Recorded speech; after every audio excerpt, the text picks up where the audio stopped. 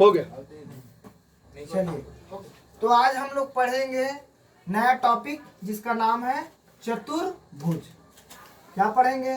चतुर्भुज, है ना।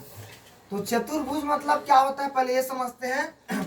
चतुर्भुज मतलब होता है चार भुजाओं वाली आकृति, मतलब ऐसी आकृति जिसकी चार भुजाएं हो। जैसे कि एक होता है आयत।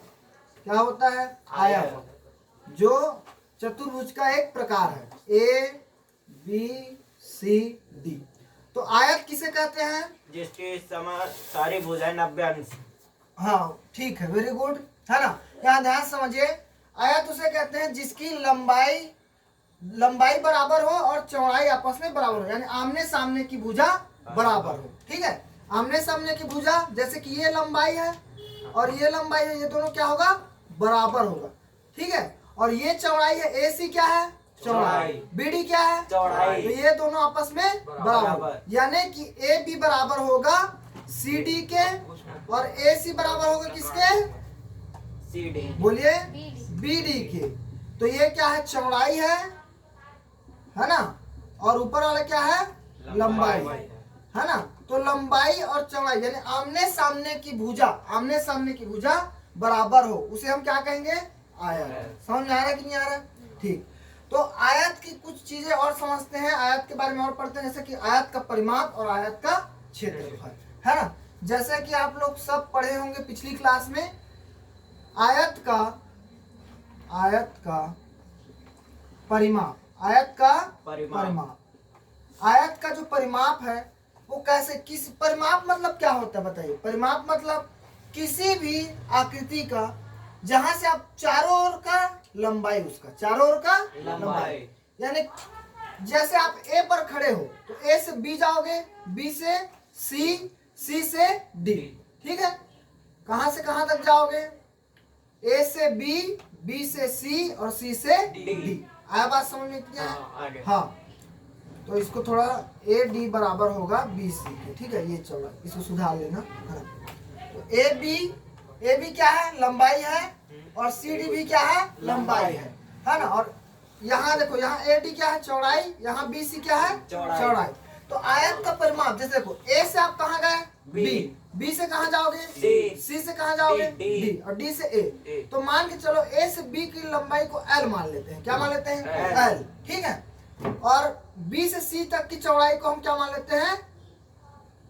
कैपिटल बी मान लेते हैं। क्या मान लेते हैं? Capital B. ठीक है, तो एल मतलब लेंथ, लंबाई को इंग्लिश में क्या बोलते हैं? लेंथ, और चौड़ाई को ब्रेथ। ठीक है, तो देखो ये बी है तो ये भी बी होगा, ये एल है तो ये भी एल होगा। तो देखो यहां से यहां चले तो कितना चले? एल।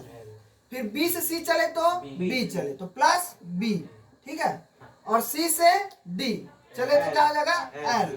ठीक है, और उसके बाद डी से ए जाएंगे तो फिर बी, कैपिटल बी। तो देखिए कितना एल है? 2 ठो एल, तो 2 एल लिख देना। क्या लिखोगे? 2 एल। और कितना बी है? 2 बी, तो यहाँ लिख दोगे 2 बी। तो इसको कैसे पढ़ेंगे? 2 लंबाई धन 2 चौड़ाई। ठीक है, तो ये आयत का परिमाप का फॉर्मूला आ गया। ये सबको याद रखना है, आयत का परिमाप सबको याद रहेगा। बोलिए, क्या होता है आयत का परिमाप? 2 लंबाई धन 2 चौड़ाई। ठीक है, याद रहेगा, इस चीज को याद रखना। ये कैसे आया, समझ में आया सबको? हाँ, अब देखिए, अब पढ़ेंगे आयत का क्षेत्रफल। क्या पढ़ेंगे? आयत का क्षेत्रफल। अब बताओ, किसी भी आकृति का क्षेत्रफल मतलब क्या होता है कि वह कितना स्थान घेरता है। क्या होता है? वो कितना स्थान घेरता है। तो देखो, जैसे ये बोर्ड है, ये बोर्ड क्या है? एक आयत। क्या है? आयत। देखो, ये इसकी लंबाई है ना। जो ज्यादा लंबा होगा वही लंबाई, है ना।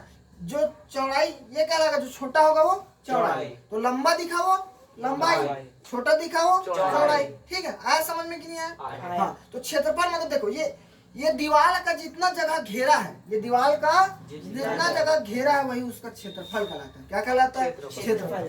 तो आयत का क्षेत्रफल जैसे निकालना है, देखो यहाँ से यहाँ लंबाई एल है और यहाँ से यहाँ चौड़ाई है, तो लंबाई और चौड़ाई का गुणा कर दोगे। किसका गुणा करना है? लंबाई गुणित चौड़ाई। इधर देखो, तो आयत का क्षेत्रफल क्या होता है? लंबाई गुणित चौड़ाई। जैसे क्षेत्रफल को इंग्लिश में बोलते हैं एरिया। क्षेत्रफल को क्या बोलते हैं? एरिया। देखो ये पूरा, ये जो दिख रहा है ना, गुणा करने से क्या होगा? ये पूरा एरिया आ जाता है। क्या आ जाता है? पूरा एरिया। तो ये इसका क्षेत्रफल का फॉर्मूला हुआ लंबाई गुणित चौड़ाई। क्या होता है? लंबाई गुणित चौड़ाई। ये क्या कहलाएगा? आयत। ठीक। और आयत, ये भी आयत भी एक प्रकार का क्या है? चतुर्भुज। तो चतुर्भुज का एक प्रकार बोल सकते हैं आयत को। आई बात समझ में की नहीं? सबको समझ में आया? अब इससे संबंधित एक क्वेश्चन कर लेते हैं। क्या कर लेते हैं? क्वेश्चन। ठीक है। तो देखिए आयत का क्षेत्रफल, आप लोग लिखिए इसको। आयत का क्षेत्रफल एवं परिमाप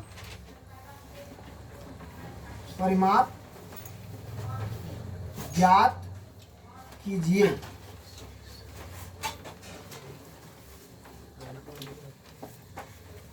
देखिए मान के चलो एक आयत का परिमाप निकालना है। ये मान लो ये एक आयत है। ठीक है,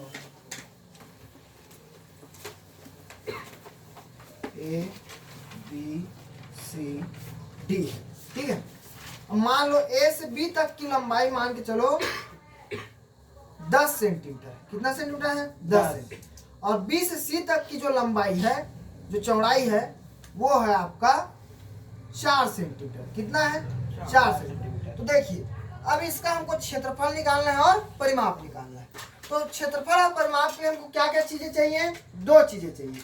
कौन कौन सी? लंबाई और चौड़ाई। तो वो दोनों चीजें दिया है। तो देखिए आयत का परिमाप निकालेंगे। सबसे पहले क्या निकालेंगे? परिमाप निकाल लेते हैं, है ना। तो परिमाप अभी बताया हूं, 2 लंबाई धन 2 चौड़ाई। तो 2 लंबाई यानी 2 गुणित लंबाई धन 2 गुणित चौड़ाई। इसको याद रखना है आपको। 2 लंबाई धन 2 चौड़ाई। ऐसे याद रखोगे तो ज्यादा याद रहेगा। 2 लंबाई धन 2 चौड़ाई। ठीक है। तो देखो 2, अब लंबाई मैं बोल दिया था पहले से। लंबाई मतलब जो लंबा ज्यादा रहेगा वही लंबाई है। तो ज्यादा कौन है? 10। यहाँ लिख दो 10। उसके बाद क्या लगता है? प्लस। फिर 2 लिखे। फिर चौड़ाई कितना है? 4। तो यहाँ लिख दो 4। ठीक है। अब देखिए 2 दहम 20, 2 चौक 8। तो 20 और 8 28 सेंटीमीटर इसका क्या हो गया? परिमाप हो गया। आया समझ में कि नहीं आया? 28 सेंटीमीटर आयत का परिमाप निकल गया। अगर आपको सूत्र याद भी नहीं आता है तो भी आप निकाल सकते हो। देखो कैसे? 10 और 4 14। अब जो इतना 10 है उसका सामने वाला भी 10 होगा, यानी ये भी 10 हो जाएगा। ठीक है, ये भी 10 सेंटीमीटर हो जाएगा। ये 4 है तो इसके सामने वाला भी, क्योंकि आयत के आमने सामने भुजा बराबर होती है, तो सिंपल सा बराबर कर देना है। अब देखो 10 और 10 20, 4 और 4 8। अब सबको जोड़ो, 20 और 8 को जोड़ो 28, तो टोटल 28। ऐसे भी याद आ गया। तो आपको सिर्फ कॉन्सेप्ट याद रखना है कि भाई परिमाप होता क्या है, ये सोचना है। ठीक है, सूत्र को रटना नहीं है, आपको सिर्फ समझना है कि भाई परिमाप मतलब क्या, चारों तरफ को नापना है ना। जैसे टेप पकड़ के नाप देते हो वैसे नाप देना है इसको भी। तो सिंपल से दिमाग है, सूत्र को याद नहीं करना है। अब आयत का क्षेत्रफल निकालते हैं। क्या निकालते हैं? आयत का क्षेत्रफल। तो आयत का क्षेत्रफल निकालना है तो इसका भी सिंपल सा तरीका है। ठीक है, क्षेत्रफल मतलब लंबाई गुणित चौड़ाई। क्षेत्रफल क्या होगा? लंबाई गुणित चौड़ाई। इसको यहां लिख देते हैं। आयत का क्षेत्रफल बराबर होता है लंबाई गुणित चौड़ाई। तो देखो अब लंबाई कितना है? 10, तो 10 लिख दो। चौड़ाई कितना है? 4, तो यहाँ 4 लिख दो। ठीक है, तो अब 10 चौक 40, तो यहाँ हो जाएगा 40।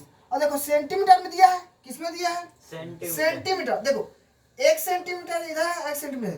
तो देखो 10 सेंटीमीटर, देखो यहाँ से लिखोगे तो 10 सेंटीमीटर लिखोगे और गुणा 4 सेंटीमीटर लिखोगे, तो सेंटीमीटर और सेंटीमीटर 2 बार है, तो 2 बार गुणा करोगे तो सेंटीमीटर की घात 2, सेंटीमीटर की घात 2। तो इसी को कहेंगे 40 वर्ग सेंटीमीटर हो जाएगा। ठीक है, कोई डाउट है? नहीं। तो ये आयत का क्षेत्रफल को इसीलिए वर्ग सेंटीमीटर लिखते हैं। क्या लिखते हैं? वर्ग सेंटीमीटर। और परिमाप को सिर्फ सेंटीमीटर। तो ये है, आप सबको समझ में आ गया? ठीक है।